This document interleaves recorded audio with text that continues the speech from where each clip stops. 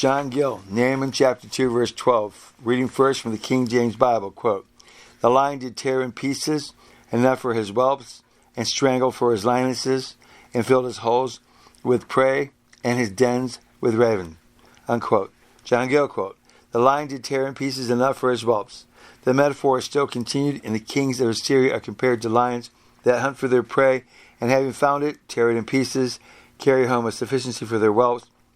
It is a notion that is advanced by some writers.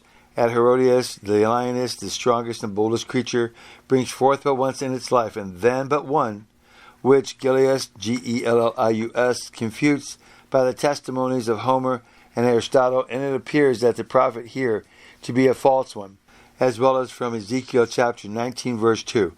Thus the Assyrians made war on other nations and pillaged and plundered them to enlarge their dominions, provide their prosperity, and enrich their children.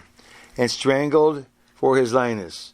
That is, strangled of the beast, as the lion first does, then when it seizes a creature, and then tears it in pieces and bring it to the she-lion in the den with its whelps.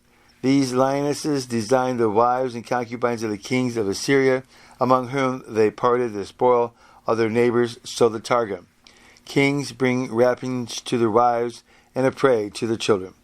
That is, riches which they have taken from others by force and rapine.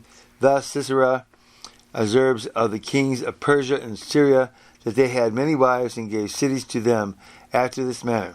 This city for their headdress, this for the neck, and for the other for the hair, the expenses of them. And filled his holes with prey, and his dens with rapine. As a lion fills his dens and lurking holes with the prey he has seized and ravens, so the kings of Assyria fill their palaces, treasures, magazines, towers, cities, and towns with their wealth and riches they took by force from other nations, as the Targum, and they filled their treasures with rapine, and their palaces with spoil. Unquote. Scripture, quote, "The lion did tear in pieces enough for his whelps, and strangled for his lionesses, and filled his holes with prey, and his dens with ravine." Unquote. End of John Gill, Nahum chapter 2, verse 12.